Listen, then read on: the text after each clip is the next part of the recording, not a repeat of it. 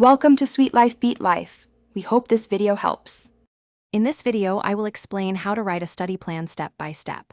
Start by defining 1 primary goal and 2 to 4 milestones. Next, map tasks to specific days and include buffer time for review. Schedule focus sessions of 25 to 90 minutes depending on subject difficulty.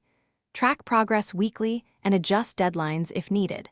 Keep the plan simple so it feels achievable and motivates steady improvement.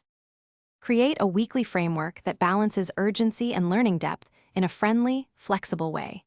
Begin by assigning subjects to days based on energy levels and deadlines. Use blocks of focused study with brief breaks to maintain concentration. Reserve 1 session each week for review and self-testing to reinforce memory.